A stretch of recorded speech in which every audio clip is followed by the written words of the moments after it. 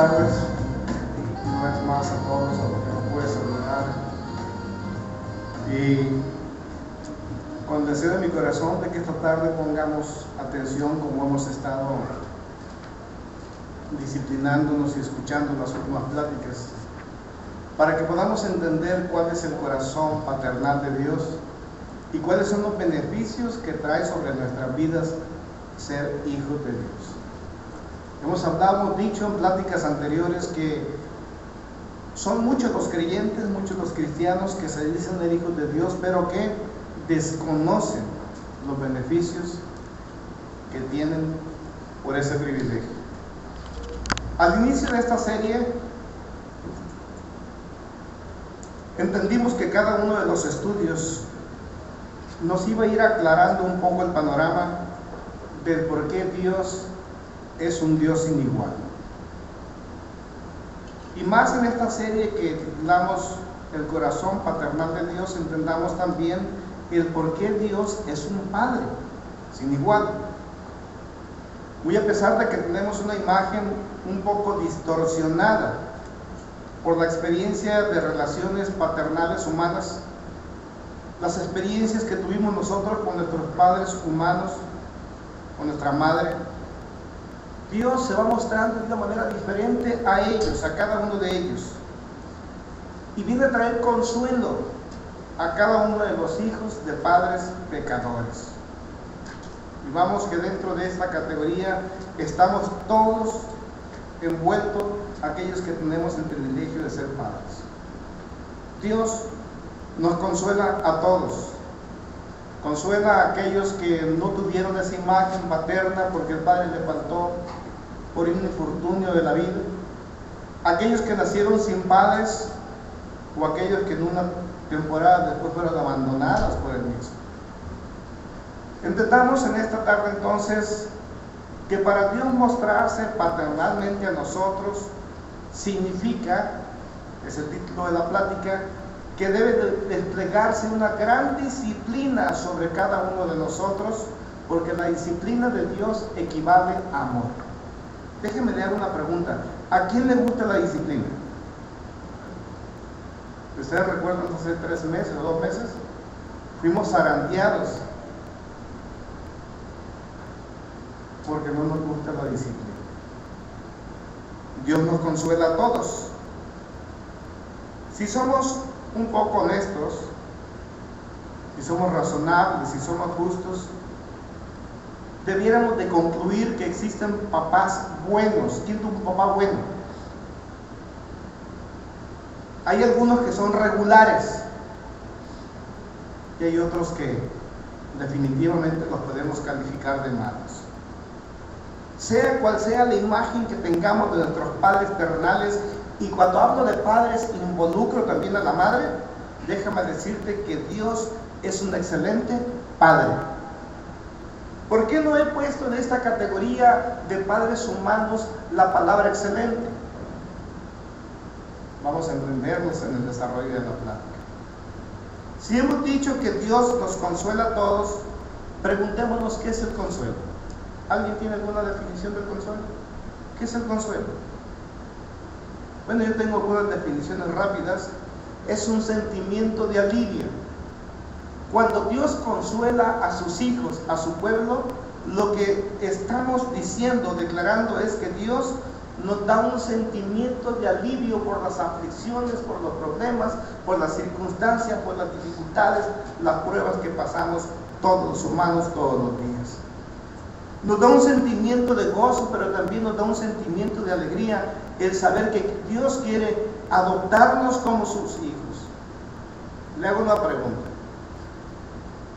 ¿Quién a usted le parece la persona más popular que le gustaría tener una relación con ella, pero no una relación normal, una relación paternal? A ver, ¿cuál es la persona más aceptable en la tierra aquí, que le parezca a usted impactante? A lo mejor es Chun-Li. ¿Quién? Jackie Chan. ¿Quién más? ¿No tiene ninguna imagen? Y decir, ay, yo cómo hubiera querido tener un padre así. Bueno, si no la tiene, está porque no tuvo un padre así. O no tuvo esa imagen fuerte de lo que es un padre. Duele, ¿no? Pero es una realidad. Dios sabe que los hombres, al no reflejar su imagen de Él, la imagen de Dios, que nosotros no la podamos reflejar en nuestra vida, vamos dañando en la reproducción a otros. ¿Qué significa esto? Cada vez que los hombres procrean un hijo, lo que están haciendo, si no tienen temor a Dios, es dañando la imagen y la semejanza de Dios. ¿Lo entienden? Porque todo se reproduce según su imagen y su semejanza. Es una ley. Todo se reproduce según su imagen y según su semejanza, según su género. Nosotros sembramos frijol. ¿Qué vamos a producir? ¿O qué vamos a cosechar? Sembramos limones. ¿Qué vamos a cosechar? Pero si tenemos un limón, ese colimo, usted lo conoce, redondito, color verde, muy bueno para las botanas. No esperemos que en el producto tengamos un limón de cuál? Amarillo. ¿Por qué? Porque todo se reproduce según su género. Si una mujer se embaraza, va a tener un hijo, un niño, ¿estamos? Un bebé humano. Y por más que ella deseara un cachorrito, no va a tener un chango, ¿estamos? Porque todo se reproduce según su género. Dios sabe que los hombres como que torcemos las cosas. Y aunque los hombres fuimos creados en un principio para reproducir la imagen de Dios, la semejanza de Dios, es lo que no hacemos. ¿Sabía usted de eso? Por eso necesitamos entender que la disciplina equivale a amor y que todo creyente debe de pasar por un proceso de disciplina porque fuimos llamados a reflejar la imagen y la semejanza de Dios. Dios nos consuela a cada uno de nosotros porque sabe de las malas experiencias que hemos tenido. Y en esto no hablo de las buenas porque aquellos que no tenemos el papá ahorita, la mamá, nos vienen muchos recuerdos, ¿no? Pero los recuerdos que nos llegan son los buenos. ¿Te das cuenta de eso? Por alguna razón nos llegan los recuerdos buenos y qué bueno. Pero esas, por alguna razón de ingratitud muy interna en el corazón del hombre, pronto lo olvidamos y vamos recordando aquellas cosas que causan dolor. Porque las cosas malas que van marcando a nuestros hijos, que le vamos heredando con carácter, son los que van marcando nuestra generación. Las cosas malas nuestras quedan a veces depositadas en la humanidad de nuestros hijos y los marcamos para toda su vida. De tal manera que si tenemos a una persona que es como papá rebelde, ¿qué estamos poniendo en el corazón de aquel hijo? Rebeldía. Si nosotros somos inconstantes en todas las cosas que hacemos, ¿qué cree que está reproduciéndose en la vida de su hijo? Inconstancia. Si usted es indisciplinado, ¿qué piensa que está reproduciendo en la vida de su hijo? Indisciplina. ¿Sí me está entendiendo? Esta es la ley. Por eso es que Dios hace un nuevo pacto y nos consuela. Nos alivia, porque el consuelo es un alivio. ¡Ay, qué bueno! Podemos decir nosotros como hijos, y nuestros hijos pueden decir de nosotros: qué bueno que Dios me oferta esta oportunidad de no parecerme a mi padre o de no parecerme a mi madre. ¡Qué bueno! Dios hace un nuevo pacto con la humanidad. Mitiga la enfermedad de la desintegración familiar, porque en el código interno del humano no está más que la destrucción, desintegrarse, ir en contra de la voluntad de Dios. Si Dios dice en su propósito y proyecto que es la familia íntegra, la familia unida, la que va a servir de bendición para la humanidad, dice el hombre: no, yo hago lo que se me antoja.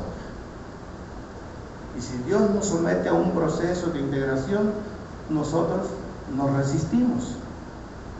Seamos creyentes, seamos cristianos o no. Porque a veces los cristianos somos muy buenos para poner esto allá afuera, ¿no? Sí, es cierto. Dice, la sociedad está desintegrada, las familias deshechas. Pero de que se espantan, en la iglesia pasa lo mismo y es peor. La que debiera ser el reflejo de la voluntad de Dios está peor que los de afuera.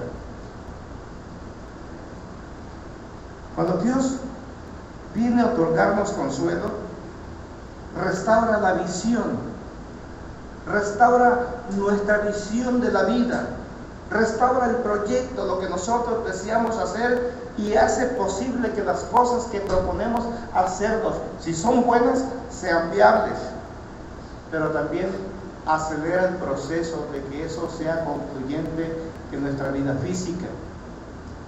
Si hay proyectos buenos, si estás proyectando ser la imagen de la semejanza de Dios, déjame decirte una cosa, Dios va a acelerar el proyecto tuyo personal, para que puedas cultivar esas buenas cosas. Hagámonos otra pregunta. Los que somos padres, ¿cómo nos calificamos? ¿De buenos, regulares o malos? Contéstese usted solo. ¿Cómo se califica? Y no juzgue ni se justifique por el hecho de ser ejemplar en su área laboral. Porque hay personas que son ejemplares en su trabajo y dicen, yo soy muy buen padre. ¿Por qué? Porque soy un buen trabajador, un buen empleado, un buen profesionista. Pero eso no te hace ser un buen padre. Yo soy un buen padre. ¿Por qué? Porque soy el alma de la fiesta. ¿No te imaginas cómo organizo los paris? Eso no te hace ser un buen padre. Las relaciones, aunque puedas tener muchos amigos, eso no te hace ser mejor en el seno familiar. El que tú seas tal vez un ciudadano ejemplar no te hace ser un buen padre también. ¿Y qué de su ejemplo en el temor a Dios? ¿Qué tanto temor a Dios tiene usted que le transmita la vida de sus hijos? ¿Es un cristiano ambiental?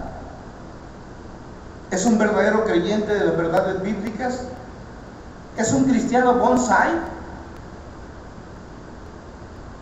Créanlo, nuestros hijos van a imitar muchas cosas de nosotros, lo queramos o no. Y un día tal vez cuando queramos llamar su atención nos van a decir, y yo recuerdo que también tú lo hacías. Nuestros hijos pueden ser mejores o pueden ser peores. Ay, qué alivio, ¿no? Que nuestros hijos puedan ser ¿qué? Mejores. Qué alivio que podamos escapar a esta ley, a este principio de que todo se reproduce según su género y según su especie. Podemos romper con esta ley en Cristo Jesús. Pero vamos a ver cómo lo vamos a hacer. Vamos a Jeremías, por favor, para que analicemos el por qué Dios establece un nuevo pacto. Jeremías capítulo 31, versículo 27 al 33. Jeremías 31, versículo 27 al 33. Y aquí vienen días, afirma el Señor, en que con la simiente de hombres y de animales sembraré el pueblo de Israel y la tribu de Judá.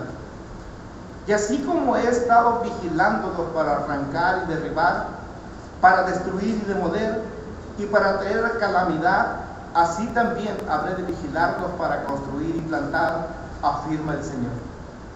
En aquellos días no volverá a decirse, los padres comieron las uvas agrias y a los hijos se les destemplaron los dientes. Al contrario, al que coma uvas agrias se les destemplarán los dientes, es decir, que cada uno morirá por su propia iniquidad. Vienen días, afirma el Señor, en que haré un nuevo pacto con el pueblo de Israel y con la tribu de Judá. No será un pacto como el que hice con sus antepasados el día que los tomé de la mano y los saqué de Egipto, ya que ellos lo quebrantaron a pesar de que yo era su esposo, afirma el Señor. Este es mi pacto, que después de aquel tiempo haré con el pueblo de Israel, afirma el Señor. Pondré mi ley en su mente y las escribiré en su corazón. Yo seré su Dios y ellos serán mi pueblo. Qué interesante el que Dios se preocupe por cortar con eso, esa maldición que ha sido generacional desde que el hombre fue plantado en el huerto del Edén. Es como un dicho mexicano, sarcástico, ese que dice: si los padres comieron la uva, los hijos tienen la ventera. Hemos escuchado muchas veces que cuando a los Estados Unidos le da un resfrío, dicen que a nosotros los mexicanos nos da ¿qué? Gripa, ¿verdad? Y hemorrágica, más feo.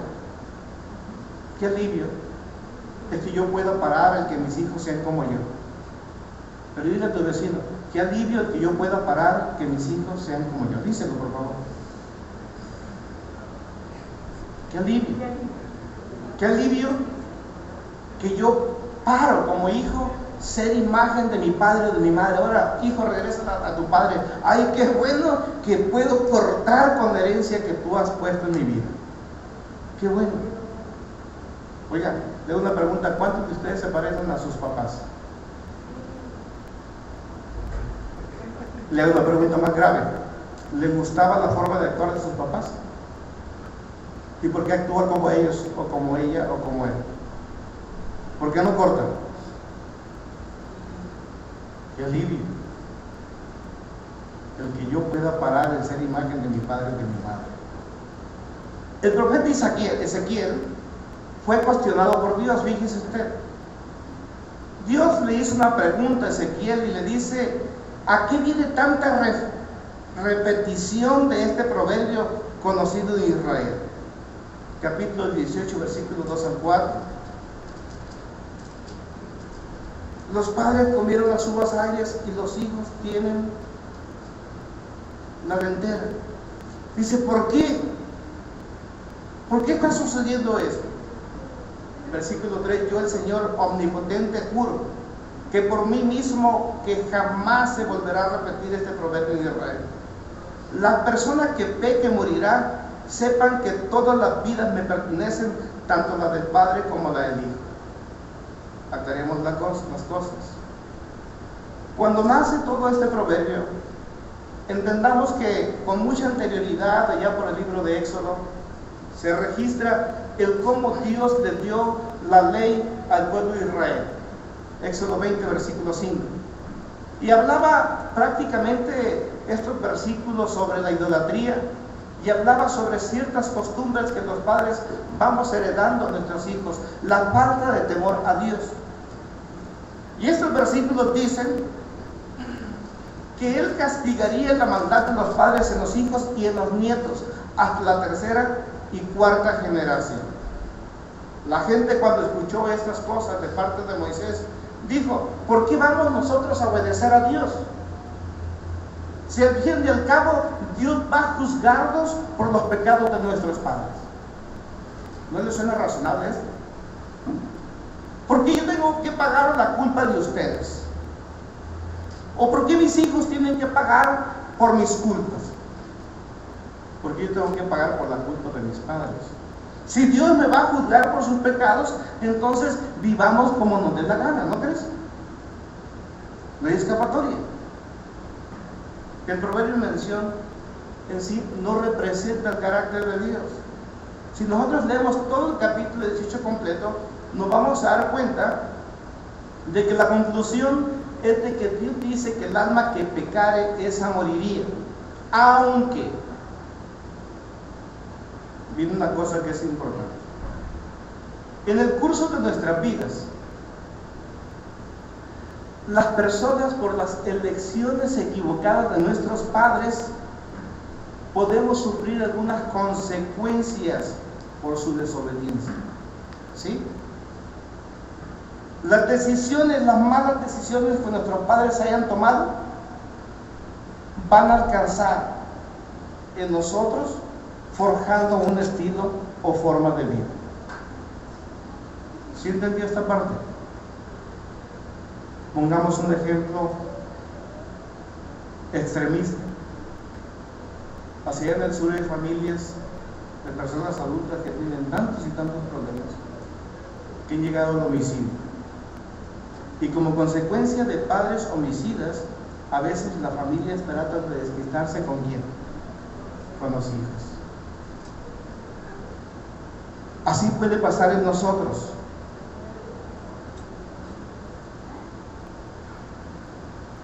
Así puede pasar en nosotros. Por desobediencias personales, por tratar o vivir una vida a como nos dé la gana, eso traerá consecuencias, tal vez no rápidas, consecuencias que tal vez tú o yo no cultivemos, pero que nuestros hijos sí lo pueden sufrir.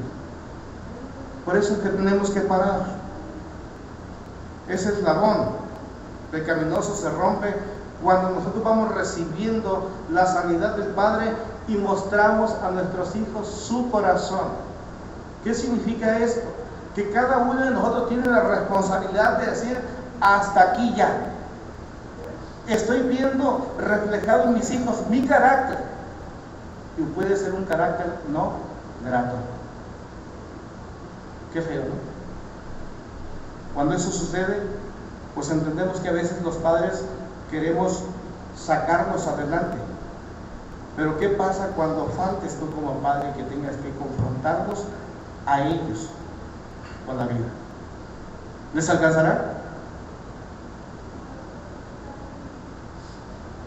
Dice el Salmo 34, versículo 18, que el Señor está cerca de los quebrantados de corazón y salva a los de espíritu abatido. Qué importante es esto, ¿no? El Señor está cerca de los quebrantados de corazón y salva a los de espíritu abatido. Piense un poquito más con doble ánimo. ¿Está anidando en su corazón alguna clase de resentimiento con su padre? Y hablo de los padres y madres. Hay, como dice la palabra, una pequeña raíz interna de resentimientos. Córtenla. ¿Quién se acuerda de aquella serie Resentimiento, cáncer del alma? Porque nosotros podemos negar que no lo tenemos. Pero ¿qué pasa cuando hay dolores de espalda? Ay, no tengo resentimientos y los dolores de espalda son intensos. No hay oración que te los puede quitar. ¿Qué es lo que pasa con los diferentes tipos de cáncer que hay en las personas? No tienen resentimientos, pero se están muriendo. ¿Qué es lo que pasa con las jaquecas? Con el abatimiento, el dolor de cabeza. ¿Qué es lo que pasa con las arritmias cardíacas? Y dice el hombre: no tengo resentimientos. Tenemos que ir un poquito más allá, por eso les hablaba en un principio de que sean honestos, que no tienen que destaparse y descubrirse con alguien, con nadie, solo con Dios. ¿Se acuerdan? La semana pasada citábamos un versículo que dice que Dios auxilia a los sencillos, no a los complicados. ¿Cómo definimos la palabra complicado? A los que tienen complejos en sus vidas, complejos de superioridad o complejos de inferioridad, que no toman el papel de ser hijos de Dios en una forma estable y ven a los demás que tal vez puedan ser hijos de Dios al mismo nivel. Pero la vida va creando problemas. Los hombres en ocasiones no queremos ir a Dios para que Él nos consuele. No queremos ir a Dios para que Él nos muestre el porqué algunas de nuestras actitudes. No hablemos de la infidelidad, Y no hablo de la infidelidad de relaciones personales hombre-mujer. Hablo de la infidelidad en tus proyectos, hablo de la infidelidad en tu forma de pensar, hablo de la infidelidad en tu relación con Dios. ¿De dónde la aprendiste?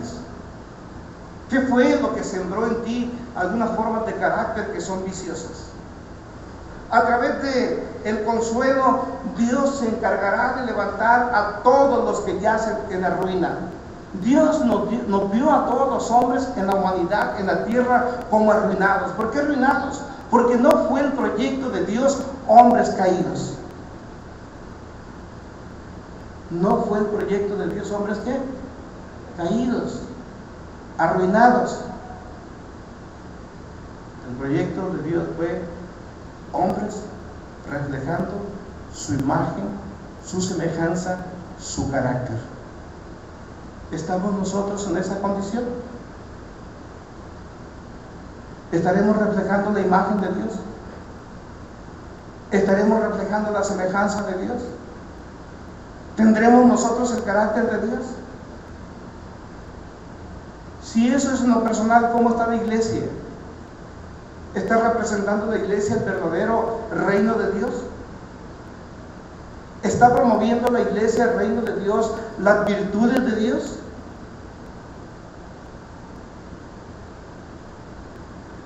Dios es Dios de toda consolación. Segunda de Corintios capítulo 1 y versículo 3. ¿De qué nos salva Dios? ¿De qué nos alivia? ¿De qué? ¿De qué aligera nuestras cargas? ¿De qué? De todo. ¿Porque Él es Dios de qué? De toda consolación. Cuando Dios nos consuela, vamos entendiendo de una manera más clara lo que aprendimos en 2 de Corintios capítulo 6, por favor. 2 de Corintios capítulo 6, versículo 14 al 18. Fíjese, escuchen. No formen yunta con los incrédulos. Ah, qué difícil es eso, ¿no? ¿Quién sabe lo que es una yunta? La yunta no era más que un artefacto de madera que enganchaba los cuellos de los bueyes, los unía para que trabajaran con un mismo propósito. Si uno de los bueyes no quería jalar el otro, ándale, vamos juntos. Era como ponerles esposas en los cuellos, pero sin cadena, muy pegaditos, son maderos pegaditos, cabeza con cabeza, y vamos jalando, vamos trabajando. Entonces, la palabra dice, no formen yunta con los incrédulos. Entonces, fíjense lo que pasa, qué interesante está esto. Los esposos forman una yunta. Deben de ponerse ese artefacto en su cuello, en su cabeza. Es el simbolismo del matrimonio. En algunas ocasiones, cuando vienen al frente el sacerdote, el pastor los casa, luego los debiera de amarrarlos, no ponerle nada más aquella cosa que le ponen, ¿no? Ese es el simbolismo, crear una yunta, estar atados hacia una misma dirección. Qué bueno sería que los esposos tuviéramos esa clase de yunta, ¿no? Digo, porque así si el hombre se quiere ir a un lugar donde no, pues va arrastrando a la esposa y ahí no te llevo, y si entras, que no entras, que sí te veo, que no me ves, sería bueno, ¿no? Eso lo hacemos nosotros a través de principios. ¿Cuáles son los principios y los proyectos personales que tenemos? ¿Son los mismos? Luchamos por las mismas cosas. Y Pablo dice, no formen yunta con los incrédulos. ¿Cuántas veces hemos escuchado a cristianos que a veces no encuentran, ya cuando van a llegar al matrimonio, ¿no?, a una chica de su agrado en una iglesia? Dice, y afuera le guiñó el ojo a una chica que no era creyente, ¿no? Dice, pues voy a casar con ella y al cabo la va a convertir. ¿Sí? ¿Y se convierte? Pues ni que fuera el Espíritu Santo, ¿no? Porque el Espíritu Santo es el que convierte, no uno, ¿no? Más bien uno se convierte como ellos o como ellas. Y pasa la inversa también, ¿no? Las mujeres buscando chicos de afuera. Y al final las vidas terminan siendo ¿un qué? Un descarriate. Dice que tiene en común la justicia y la maldad. ¿O qué comunión puede tener la luz con la oscuridad? ¿Qué armonía tiene Cristo con el diablo? ¿Qué tiene en común un creyente con un incrédulo? ¿En qué concuerdan el templo de Dios y los ídolos? Porque nosotros somos templos del Dios viviente, como Él ha dicho, viviré con ellos y caminaré entre ellos, yo seré su Dios, y esto es lo que yo quiero llegar, y ellos serán mi pueblo. Por tanto, el Señor añade, salgan del medio de ellos y apártense, no toquen nada impuro, y yo los recibiré. Yo seré un padre para ustedes, y ustedes serán mis hijos y mis hijas, dice el Señor Todopoderoso. Entonces, significa que no basta aquella oración de una manera, no quiero decir la palabra, tan fácil que se hace en ocasiones. Recibe a Cristo en tu corazón y eres un hijo de Dios. Has nacido en la familia celestial. ¿Lo has escuchado? Dios está dando requisitos primero. Dice, ¿qué es de tu carácter? Porque aquel que se va apartando de lo impuro, aquel que se aparta de la comunión de aquellos que no tienen temor, que no están incluidos en el proyecto de Dios, esos no pueden ser hijos de Dios. Me tengo que apartar para que Él entonces sea mi Padre. Y entonces, Él nos declare hijos e hijas. Qué interesante va a ser entender que lo primero que Dios hace en la vida del creyente, aquel que desea ser hijo de Dios, es disciplinarlo. Qué feo está eso, ¿no? Vayas a Hebreos 12, por favor. Lo primero que Dios hace cuando nosotros queremos ser declarados hijos de Dios y Él nos declara, es disciplina. Hebreos 12, versículo 5 al 11.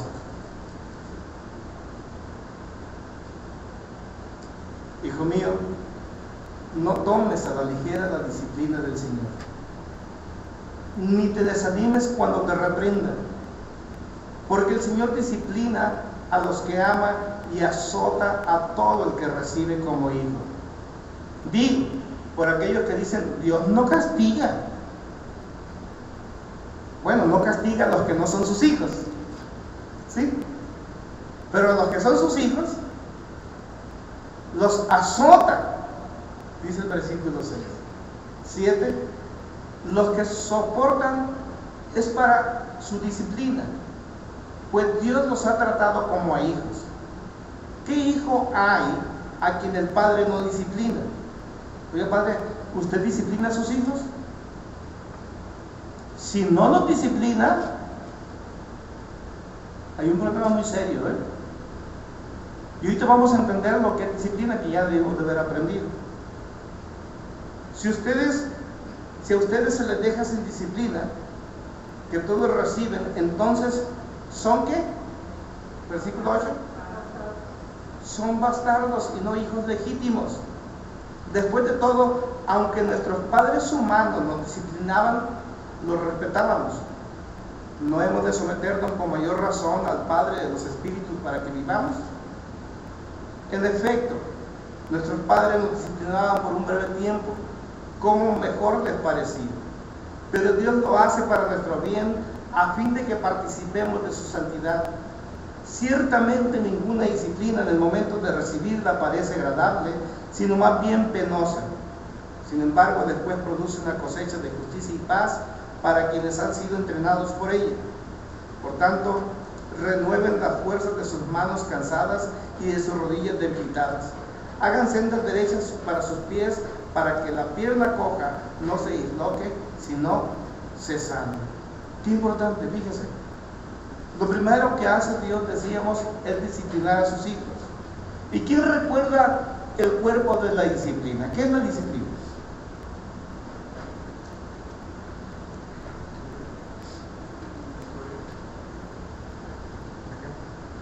Uno de los puntos de la disciplina es la instrucción. Y decíamos que la disciplina tiene un cuerpo, ¿verdad? Y que la disciplina no es más que un proyecto de vida. No son golpes, ¿sí? No son castigos, aunque debe de haberlo en ocasión. El primer punto de la disciplina es la instrucción, es la educación. Lo segundo sería ejemplo. Porque yo no puedo pedirle a mis hijos que hagan algo si yo no les doy ejemplo de lo que estoy pidiendo que hagan. Hemos puesto ejemplos muy sencillos, ¿no? De cómo en ocasiones alguna persona tiene algún problema de enfisema pulmonar. ¿Por qué lo tiene?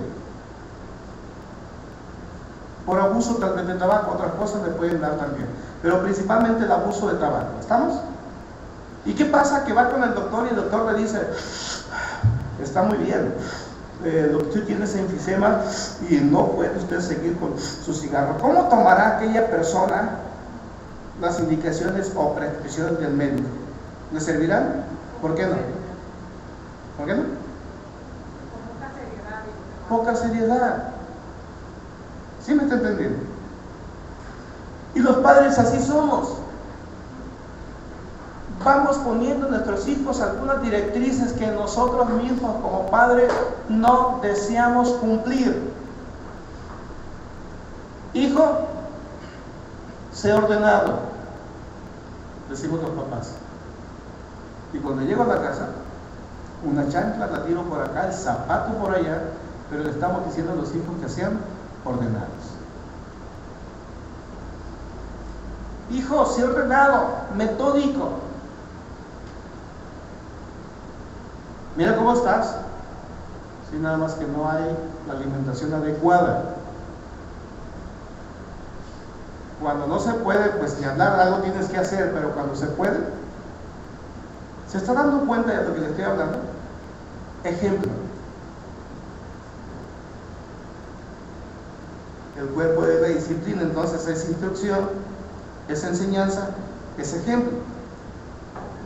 Porque con el ejemplo le estoy diciendo al hijo qué tanto creo de lo que yo le estoy pidiendo. ¿Sí? ¿Me está entendiendo? ¿Qué es lo que muchas de las veces en la iglesia no se hace? No se hace en casa y no se hace tampoco en la iglesia. En ocasiones pedimos y exigimos actuar y caminar de tal manera, pero la palabra es una cosa y mis pensamientos son otros. Lo tercero es ejecutar. ¿Sí? Ya te di a conocer el por qué tienes que estudiar. Mira, aprende de mí. Yo me la jugué mucho en la escuela, andaba haciendo esto, andaba haciendo lo otro, me la pinteaba, me fue mal. Si tú haces lo que yo hacía, también te va a ir mal. O sea, prácticamente nosotros como padres somos un apoyo para nuestros hijos. Debiéramos de ser un apoyo, pero no financiero, aparte de que tiene que ser. El mejor apoyo es de que nosotros compartamos con ellos nuestras experiencias. ¿Sí me entienden? Por ahí no debes de caminar, hijo, porque es un camino que te lleva a muerte. Es un camino que te va a provocar dolores de cabeza. Es un camino que más tarde te va a cobrar factura. ¿Y qué hacemos los padres? A veces ni recomendación le damos a los hijos, ¿sí o no cierto? Ejecutamos. Qué bueno que decíamos que Dios consuela, pero que Dios perdona y Dios rompe también. Hay un nuevo pacto donde Dios nos hace responsable, y si los hijos vemos las fallas de los padres, ¿qué tenemos que hacer? Ponernos las pilas, llorar por nuestros papás, porque a ellos alguien los dañó. ¿Estamos? Nuestros padres no dieron lo que pudieron. ¿Estamos? Y a veces se ha borrado mucho más de lo que no nos imaginamos para darnos. ¿Sí? Cuando entendemos, Dios abrió nuestro pensamiento, Dios amplió nuestra visión de la vida, abrió la visión del presente, del futuro, y nos hizo entender el pasado de la vida de nuestros padres. De tal manera que ahora yo tengo la obligación de vivir, no de acuerdo a lo que heredé, sino rompiendo y estableciendo los principios de Dios en mi vida, para poder ayudar a que mi padre, si está vivo, si mis padres están conmigo, sacarlos del marasmo donde la generación perdida lo llevó. ¿Sí lo entienden? ¿En qué debe de condolerse con los padres? Entenderle que las capacidades apremiantes, las cuales la vida le proveyó, tal vez no le alcanzó para más, ni para mejorar el carácter, ni para mejorar sus condiciones condiciones de vida para muchas cosas, pero que ahora nosotros estamos lúcidos ahora con el respaldo de Dios para poder ayudar a toda una familia. Y necesitamos fundamentar desde el pasado para poder llevar una prospectación mejor hacia el futuro. No podemos caminar olvidando el pasado. Algunos consejos de muchos políticos dicen que el pueblo que olvida el pasado está pronto ¿a qué? A repetirlo. Tenemos que ayudar a nuestra familia, porque esa es una de las promesas, que creas tú en Cristo Jesús, creas en el proyecto de Dios, para que tu familia también se convierta, para que la familia también sea salva. Tengo una pregunta más. Si usted está aquí, está porque desea estar con Dios de aquí a 40, 50, 100, 200 años que Dios le permita vivir, ¿verdad que sí? Está trabajando para eso, heredar la vida eterna con Dios. Hace días le platicaba yo a una persona, compró una manzana, casi media manzana, de un fraccionamiento de por allá, por aquel lado del aeropuerto, y construyó una casa, enorme casa, enorme. Yo creo que la cochera de la casa, para no hablarles tanto, está de grande como póngale usted de la división para acá. Pero esa es la cochera de la casa. Tiene puertas eléctricas por este lado y por este lado tiene puertas totalmente de cristal. Tiene un proyector de cine en esa cochera y tiene refrigeración para sus carros. Sus carros duermen en refrigeración. Y platicando yo con esas personas, me decía, mire Felipe, yo hubiese deseado haber comprado toda la manzana para que mi hija viviera en aquella esquina, mi otro hijo acá, nosotros aquí, y todos juntos concluir en un mismo patio.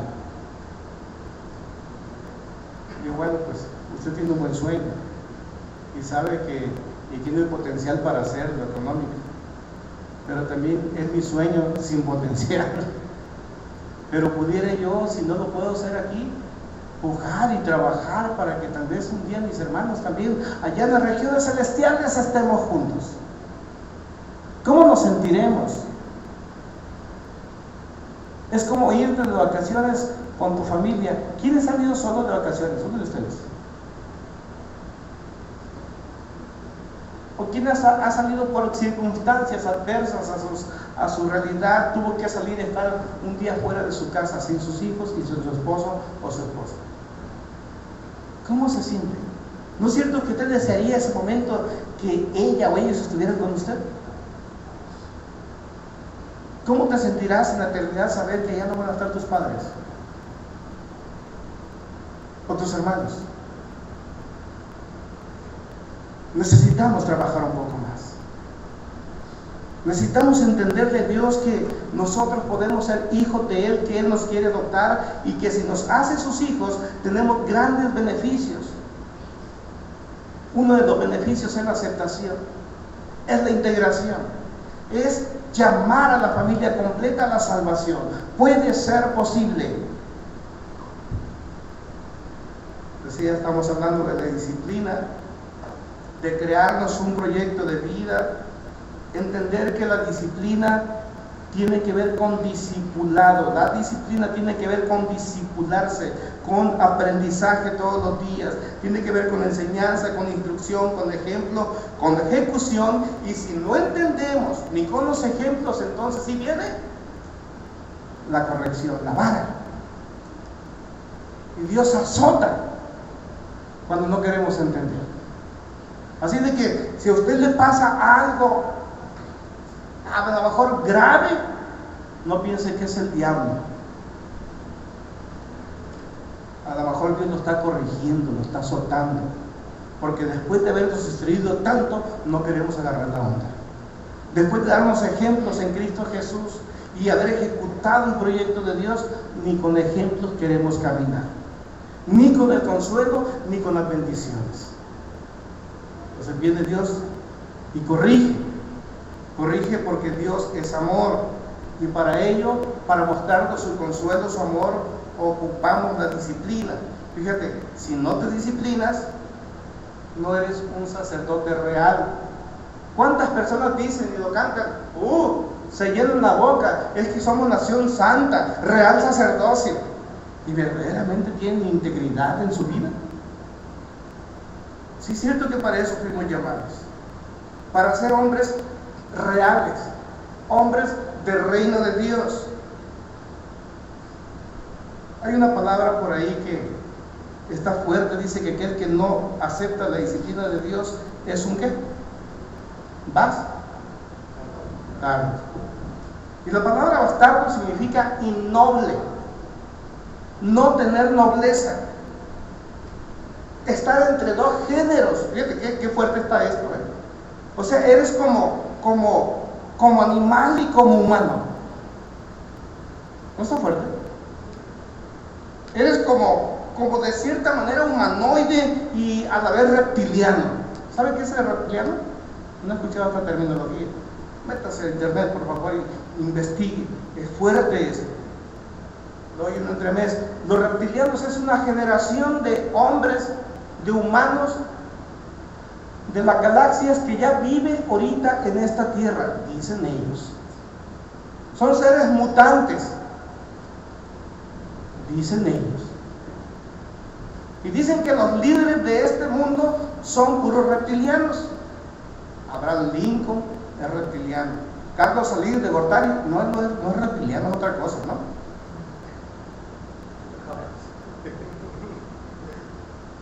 Hay muchas de estas cosas. Entonces, si nosotros no aceptamos la disciplina del Señor, si no aceptamos el que seamos instruidos por Dios y llevados por el proceso, estamos diciendo que somos humanos o reptilianos. Pero sobre todas las cosas, lo más difícil es que entonces no somos nacidos de Dios. Porque el que es nacido de Dios trae, como nosotros, algunas características físicas de su padre. Yo soy chaparrito. ¿Por qué crees? Porque mi mamá es chaparrita. Tengo los ojos así porque mi mamá sí los tiene. Estoy así porque mi mamá también. Tengo muchas cosas que me hacen parecer a mi mamá. Tengo algunas otras cosas que me hacen parecerme a mi papá. Entonces, si tú has nacido de nuevo y yo he nacido de nuevo, debo de tener algunos rasgos del carácter de mi Padre Celestial. ¿Estamos? Y la verdad, para tristeza lo digo, que mucho del cristianismo no se parece. Como que no tiene el carácter. No digo el carácter, algunos rasgos del carácter de Dios. Va a ser interesante que le demos conclusión a este tema durante unos 2-3 meses. Pero el corazón paternal de Dios nos va a desafiar a que buscamos el que Dios nos declare sus hijos. Y entendamos que la disciplina de Dios equivale a amor. ¿Necesitamos consuelo en nuestras vidas? Sí. Y qué bueno es entender que Dios nos da la oportunidad de romper, ¿no? Con algunos principios, con algunas leyes que nos atan a vivir una vida de amargura. Qué bueno que Dios viene en auxilio y dice, ya, hasta aquí. Qué bueno que ya lo entendimos, de tal manera que ahora podemos entender, ay, por razón mi padre, mi mamá actuaba de esta forma. ¿Por qué? Porque ella lo heredó de nuestros abuelos. ¿Sí? No tenían temor a Dios. Pero ahora yo puedo romper. Preguntas y contribuciones, por favor.